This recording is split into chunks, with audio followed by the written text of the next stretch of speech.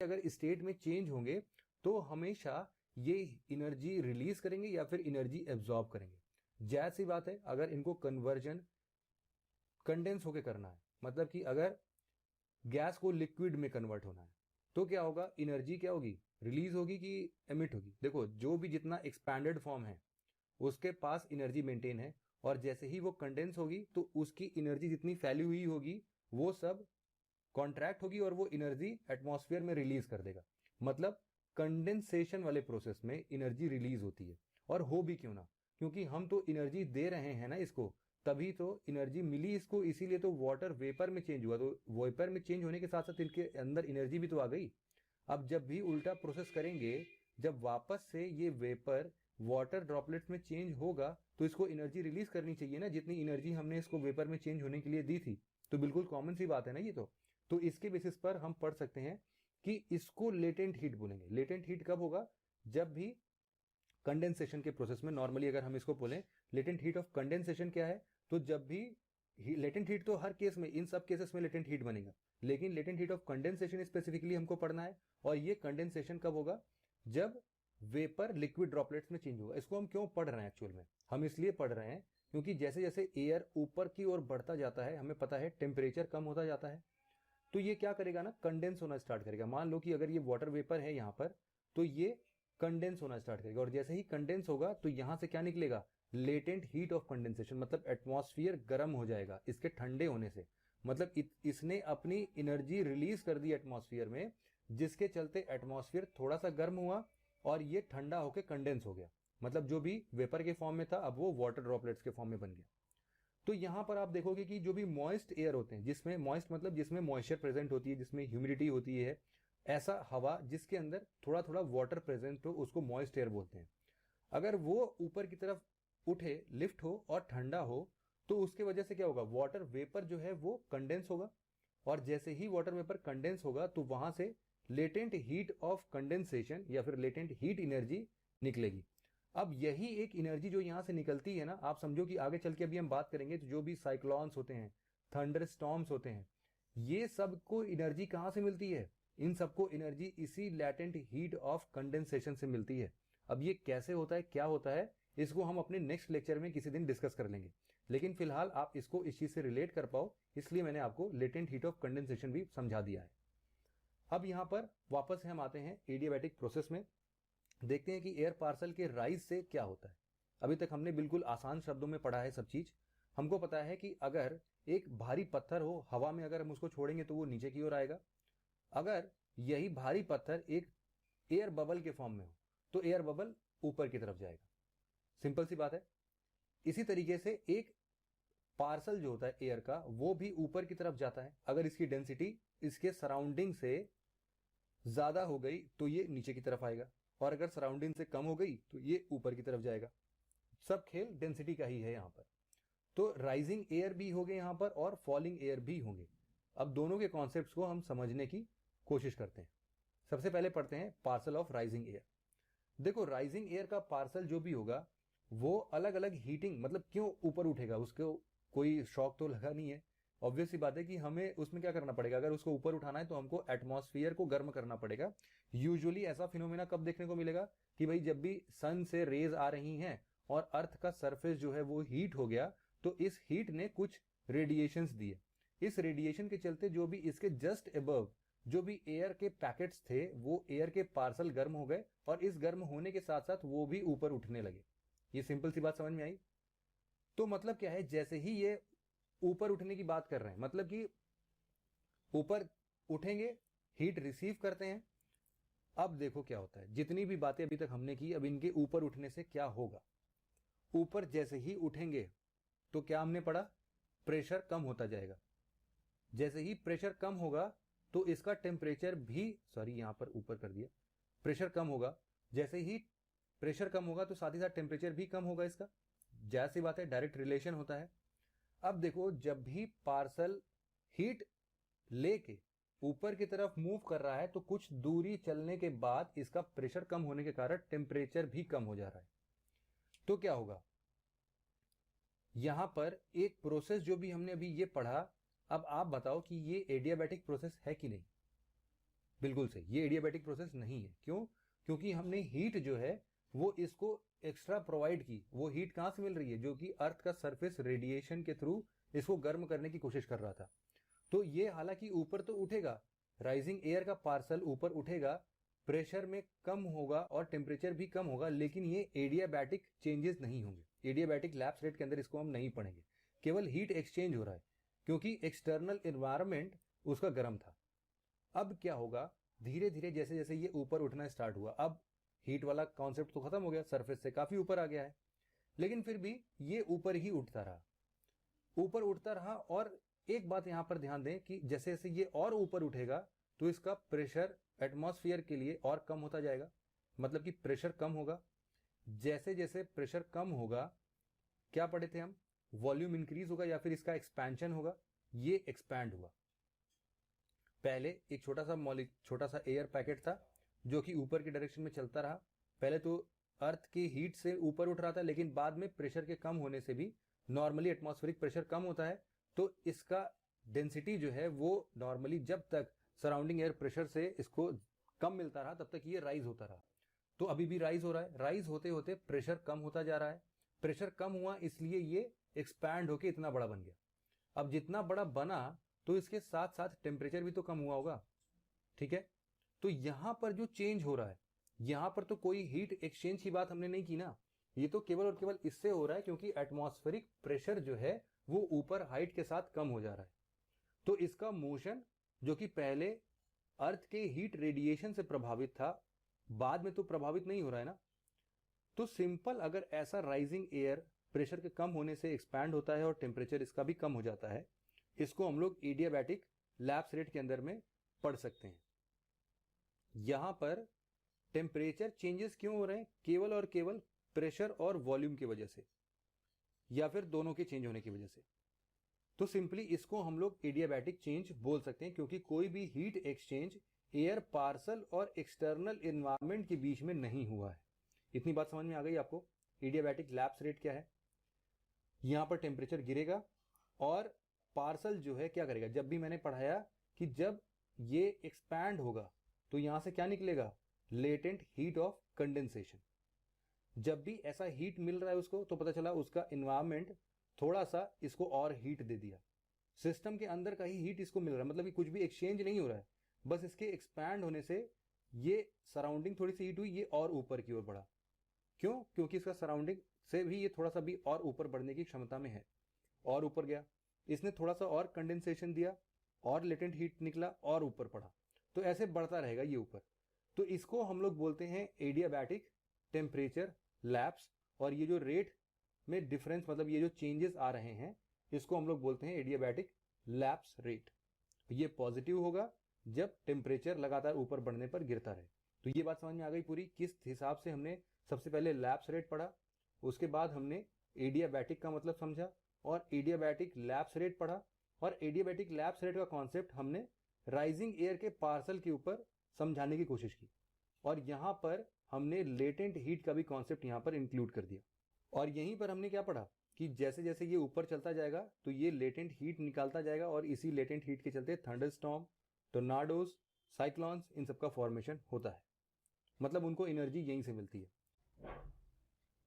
दूसरा कॉन्सेप्ट जो यहां पर आता है वो है पार्सल ऑफ फॉलिंग एयर। ये जब एयर नीचे तरफ आता रहेगा तो क्या होगा? अब समझो जो भी एयर पार्सल है उसके चारों तरफ कुछ ऐसा कंडीशन है, काफी ठंडा कंडीशन है, और इसके चलते जो भी एयर पार्सल है वो काफी कूल हो गया, काफी ठंडा हो गया। तो ऊपर वाले लेवल में अगर टेम्परेचर वैसे भी हमने देखा है काफी ठंडा रहता ही है, तो इसके चलते अगर एयर पार्सल ठंडा हो जाए, काफी कूल रहे, तो इसका टेम्परेचर कम हो जाएगा। जैसे ही टेम्परेचर कम होगा तो ऑब्वियस सी बात है इसका वॉल्यूम जो है वो भी कम होगा, और जैसे ही ये कॉन्ट्रैक्ट करेगा इसकी डेंसिटी जो है वो बढ़ जाएगी, और डेंसिटी के बढ़ने के साथ ही जितना ज्यादा डेंसर होगा ये नीचे की तरफ गिरना स्टार्ट हो जाएगा।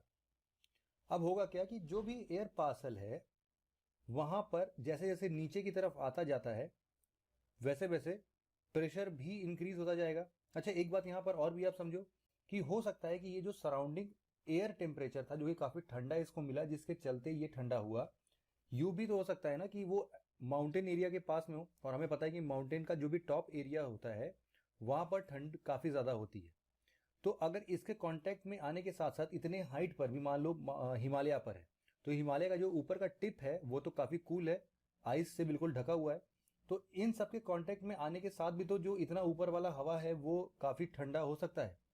तो कहीं से भी अगर बाहर से एक्सटर्नल कूलिंग उसको मिल जाती है, या तो खुद के एटमॉस्फेयर से या फिर किसी भी एक्सटर्नल माउंटेन वगैरह से, तो क्या होगा कि वो एयर पार्सल ठंडा हो जाएगा। ठंडा होने के साथ साथ उसका वॉल्यूम थोड़ा सा कॉन्ट्रैक्ट करेगा, जिससे उसकी डेंसिटी बढ़ेगी और उसका मोशन नीचे की तरफ स्टार्ट हो जाएगा, मतलब वो नीचे की तरफ गिरना स्टार्ट हो जाएगा। इतनी बात समझ में आती है? अब देखो, इतना प्रोसेस जब भी हुआ ना, तो इतने प्रोसेस में तो कोई भी एडियाबैटिक प्रोसेस है नहीं, क्योंकि हम लोग एक्सटर्नल कूलिंग दे रहे हैं, मतलब एक्सटर्नल टेम्परेचर का इन्फ्लुएंस यहाँ पर है। लेकिन अब होगा यूं कि जब एयर पार्सल और नीचे नीचे आता रहेगा, तो अब हमको पता चला कि भाई जो एटमॉस्फेरिक प्रेशर है वो एटमॉस्फेरिक प्रेशर तो इंक्रीज करेगा।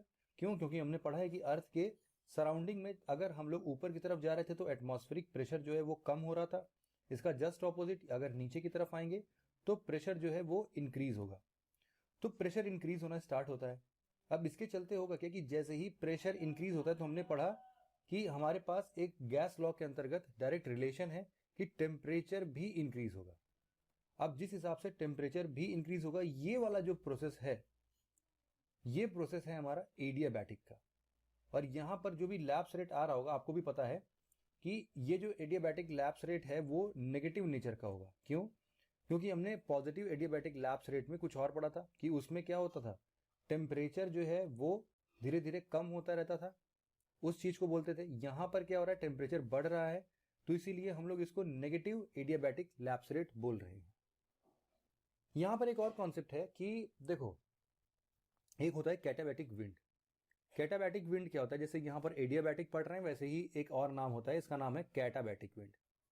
ये एक प्रकार का ड्राई विंड होता है। ड्राई विंड सिस्टम क्या, जो कि माउंटेन स्लोप से नीचे की तरफ आता है।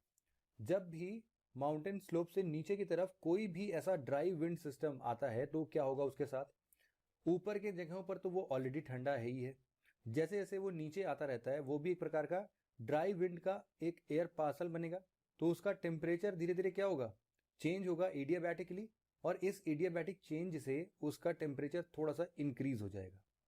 ठीक, तो इस बेसिस पर कैटाबैटिक विंड इसको बोलते हैं। कैटाबैटिक विंड क्या है, माउंटेन स्लोप से नीचे की तरफ आने वाले ड्राई विंड को कैटाबैटिक विंड बोलते हैं।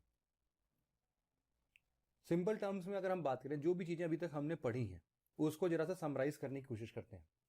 तो अभी तक हमने पढ़ा कि भाई देखो, लैप्स रेट जो होता है वो टेम्परेचर का घटना या बढ़ना है उसके सराउंडिंग के अपेक्षाकृत। एडियाबैटिक वर्ड जो है वो तब जुड़ता है जब सिस्टम में एक्सटर्नल इन्फ्लुएंस बिल्कुल खत्म हो जाए। एडियाबैटिक लैप्स रेट उसको बोलते हैं जब टेम्परेचर और प्रेशर, मतलब कि प्रेशर के चेंज होने के साथ साथ अगर टेम्परेचर में चेंजेस आते हैं ऊपर जाने पर भी और नीचे जाने पर भी, तो इस प्रेशर के कारण जो भी टेम्परेचर में चेंज आ रहा है इसको हम लोग एडियाबैटिक लैप्स रेट बोलते हैं। जब भी एटमॉस्फेयर में डिसेंट होगा किसी भी एयर पार्सल का, तो उस टाइम पर नीचे के लेयर्स में हवाएं कंप्रेस होंगी, जिसके चलते प्रेशर बढ़ेगा तो टेम्परेचर भी बढ़ेगा। इसका जस्ट ऑपोजिट कि जब हवाएं ऊपर की तरफ जाती हैं तो हवाएं एक्सपैंड होंगी, प्रेशर कम होगा, और प्रेशर कम होने से टेम्परेचर भी कम होगा उनका। तो ये है हमारा पॉजिटिव एडियाबैटिक लैप्स रेट। यहाँ पर वाटर वेपर का कंडेंसेशन होता है, क्योंकि ये ठंडे हो रहे हैं ना, जैसा कि हमने एरोसोल वाला पढ़ा था कि स्प्रे होने के बाद ये हमें ठंडा फील क्यों होता है। सिमिलर काइंड ऑफ कि जब ऊपर चलते हैं तो ये भी एक्सपैंड होते हैं, ये एयर एक्सपैंड के कारण ये भी ठंडे होते हैं, और जब भी ठंडे होते हैं तो ये कंडेंस होंगे तो जिस एनर्जी को देने के बाद ये वेपर में चेंज हुए थे वो एनर्जी लूज कर देंगे, और इस ही एनर्जी का यूज किया जाता है थंडरस्टॉर्म, साइक्लोन्स, इन सब के बनने में। अब देखो क्या होता है, ये हमने पढ़ लिया कि लैटेंट हीट ऑफ कंडेंसेशन वगैरह ये सब क्या है। इतनी ही बातें अभी तक हमने की हैं, इतनी बातें आपको मुझे लगता है समझ में आ गया होगा। अब होता यूं है कि एडियाबैटिक लैप्स रेट जो है ना वो भी दो टाइप के होते हैं, एक तो वेट होता है और एक ड्राई होता है। इसको हम अलग अलग करके समझने की कोशिश करते हैं।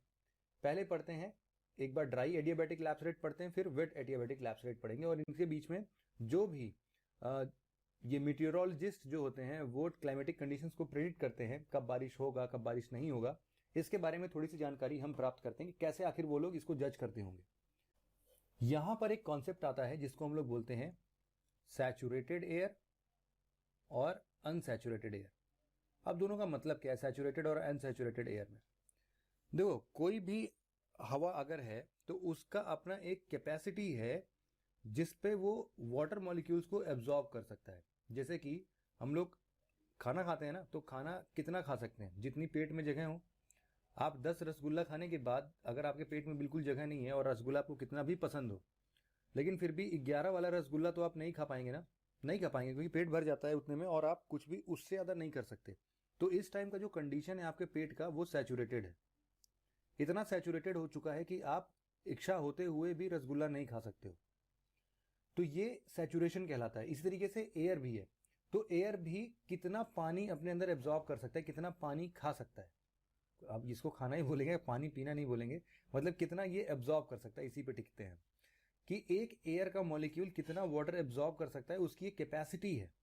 उस कैपेसिटी को अगर हमने ब्रीच कर दिया कि भाई इससे ज्यादा अब पानी ये नहीं ले सकता है, तो वो कंडीशन हो जाएगी सैचुरेटेड एयर की। ये हमेशा मॉइस्ट एयर के अंदर आएगा। इतना ज्यादा मॉइस्ट होगा, इतना ज्यादा इसके अंदर ह्यूमिडिटी प्रेजेंट होगा कि जो भी वाटर मॉलिक्यूल्स हैं ये सभी एयर मॉलिक्यूल्स के ऊपर ऊपर चिपक चुके हैं। जितना ये एब्जॉर्ब कर सकते थे वो एब्जॉर्ब भी कर चुके हैं, उससे ज्यादा अब ये नहीं कर पाएंगे। एक होता है अनसैचुरेटेड एयर। अनसैचुरेटेड एयर मतलब बिल्कुल ड्राई एयर। ड्राई एयर मतलब कोई भी मॉइस्ट कंडीशन उसमें नहीं है। और अनसैचुरेटेड है इसीलिए, अनसैचुरेटेड का मतलब ये भी हो सकता है कि ये थोड़ा बहुत ही मॉइस्ट प्रेजेंट हो, मतलब मॉइस्चर बहुत ही कम प्रेजेंट हो या फिर ना प्रेजेंट हो, तो वो अनसैचुरेटेड कंडीशन है। अनसैचुरेटेड इसलिए है कि अगर आपको भूख 10 रसगुल्ले का है और आपको कोई एक रसगुल्ला खिला के ही छोड़ दे और आपके सामने कोई 9 रसगुल्ला केवल नचा रहा है, तो आपकी इच्छा होगी कि नहीं उन बाकी के 9 को खाने की? तो उसी तरीके से अनसैचुरेटेड एयर के पास भी होता है कि अनसैचुरेटेड एयर अपने आप में तो ड्राई होता है, लेकिन अगर उसको कहीं से भी मॉइस्चर वगैरह अगर दिखा तो वो तुरंत के तुरंत एब्जॉर्ब कर लेगी और सैचुरेशन में कन्वर्ट हो जाएगी, मतलब सैचुरेटेड एयर में कन्वर्ट हो जाएगी। तो अनसैचुरेटेड एयर वो एयर है जहां पर ह्यूमिडिटी काफी कम होती है या फिर नहीं होती है, और सैचुरेटेड एयर वो है जहां पर ह्यूमिडिटी 100% होती है। ठीक। यहां पर एक कॉन्सेप्ट और भी आता है कि सैचुरेटेड और अनसैचुरेटेड होने से आखिरकार डिफरेंस क्या हो जाएगा। देखो, जब भी हवाओं में पानी काफी प्रेजेंट होगा मतलब कि सैचुरेटेड होगा, तो इस सैचुरेशन के साथ जैसे ही अगर मान लो ये कोई एयर पार्सल है जो कि सैचुरेटेड है और वो ऊपर की तरफ बढ़ रहा है, तो ये कंडेंस होगा ना, कंडेंस होगा। तो थोड़ी हीट अपने बाहर निकाला, फिर और ऊपर गया, फिर थोड़ा सा और कंडेंस हुआ, फिर थोड़ा और ऊपर गया और कंडेंस हुआ। इसके पास कंडेंसेशन के लिए सैचुरेशन है ना, सैचुरेटेड है तो बहुत सारे वाटर वेपर वाले या फिर वाटर मॉलिक्यूल्स हैं, ये आराम से अपना सैचुरेट होता रहेगा, टेम्परेचर डिक्रीज होता रहेगा। मतलब जो भी टेम्परेचर का डिक्रीमेंट हो रहा है ये स्लो रेट पर होगा, या फिर हम यूं बोले कि जो भी लैप्स रेट है वो कम होगा। इसका जस्ट ऑपोजिट अगर ये अनसैचुरेटेड है, अनसैचुरेटेड का क्या मतलब है कि ये मोर और लेस ड्राई है, तो आप समझो कि जब भी ये एक बार तुरंत ही एक्सपैंड हुआ तो एक्सपैंड होने के साथ ही जितना कंडेंसेशन इसको करना था उतना ही कंडेंसेशन इसने किया और वहीं पर खत्म हो गया। तो इसके चलते क्या होगा कि यहाँ पर जो भी टेम्परेचर में चेंजेस आने थे वो सडन चेंज आ गया, सडन डिक्रीमेंट हुआ चेंजेस में, और फिर इसके ऊपर बढ़ने की शंका ही नहीं है, मतलब ये खत्म हो गया यहीं पर। तो इसके चलते क्या होगा कि यहाँ पर लैप्स रेट जो है वो काफी ज्यादा होगा। इसी बात को हमको केवल समझ के रखना है, ठीक है। अब देखो, हम पढ़ते हैं ड्राई एडियाबैटिक लैप्स रेट को। यहाँ पर क्या हो रहा है, जैसा कि मैंने बताया कि सिंपल सी बात है, ऐसा एयर पार्सल जिसमें मॉइस्चर काफी कम हो ऊपर जाते रहेगा, कंडेंसेशन होगा। कंडेंसेशन जैसे ही हीट रिलीज करेगा, लेटेंट हीट रिलीज करेगा, तुरंत के तुरंत ऐसा हो जाएगा और टेम्परेचर में काफी तेजी से गिरावट देखने को मिलेगी। तो इसके चलते क्या होगा, लैप्स रेट हमारा काफी बढ़ जाएगा। तो यहां पर हमेशा ड्राई एडियाबैटिक लैप्स रेट की अगर हम बात करेंगे तो ये लगभग 9.8 डिग्री सेल्सियस पर किलोमीटर हो जाएगा। अभी हम नॉर्मल टेम्परेचर में 6.5 देख रहे थे, है ना, अब ये कितना हो गया 9.8 डिग्री सेल्सियस पर किलोमीटर अगर ये ड्राई है। दूसरी बात, यहां पर जब भी ड्राई एडियाबैटिक लैप्स रेट होगा तो कंडीशन स्टेबल होगा। देखो, एटमॉस्फेयर में हम लोग स्टेबल कंडीशन किसको बोलते हैं, अगर ज्यादा वहां पर एयर का मूवमेंट नहीं हो रहा है, वो ना ऊपर जा रहा है ना नीचे जा रहा है, तो इन सब जगहों से ना ही बारिश होगी, मतलब बारिश वगैरह का कंडीशन जो होता है वो एटमॉस्फेयर के हिसाब से या फिर ज्योग्राफी के अंदर अनस्टेबल कहलाता है। या फिर एयर मास ऊपर उठ रही है, मॉइस्ट एयर मास ऊपर उठ रही है, तो इसके चलते क्या होगा, कंडेंस होगा, फिर और ऊपर जाएगा और कंडेंस होगा, और ऊपर गया और कंडेंस होगा, तो ये भी डिस्टर्बेंस क्रिएट कर रहा है। इन सभी चीज़ों को हम अनइंस्टेबिलिटी बोलते हैं या फिर इंस्टेबिलिटी बोलते हैं हम लोग ज्योग्राफी के लैंग्वेज में। ज्योग्राफी के लैंग्वेज में क्लाइमेटोलॉजी के अंदर स्टेबिलिटी का कंडीशन उसको बोलेंगे जहां पर ये एटमॉस्फेयर में ज़्यादा मोशन वगैरह ना हो, बिल्कुल सिंपल सा हो, काम हो। तो काम सिचुएशन को हम लोग बोलेंगे कि ये भाई स्टेबल कंडीशन है। अब यहाँ पर इसका जस्ट ऑपोजिट देखो, वेट एडियाबैटिक लैप्स रेट क्या होगा। अब समझो जो भी हम एयर पार्सल की बात कर रहे थे वो वेट है या फिर वो सैचुरेटेड है। जब भी ऐसा होगा तो आपको पता है कि वाटर वेपर तो ऊपर चलेगा और इसका तो पूरा पेट भर चुका है पहले ही। तो क्या करेगा कि कुछ ही वेपर इसका कंडेंस होगा और ये लेटेंट हीट रिलीज करेगा, ठीक है। इसके चलते क्या होगा कि पार्सल थोड़ा सा ठंडा होगा, लेकिन अभी भी सराउंडिंग के हिसाब से ये गर्म ही है, तो इसीलिए और ऊपर उठा। फिर इसने थोड़ा सा और ठंडा हुआ तो ये और सैचुरेटेड एयर से और थोड़ा सा कंडेंस हुआ, लेकिन अभी भी इन्वायरमेंट ऐसे ही गर्म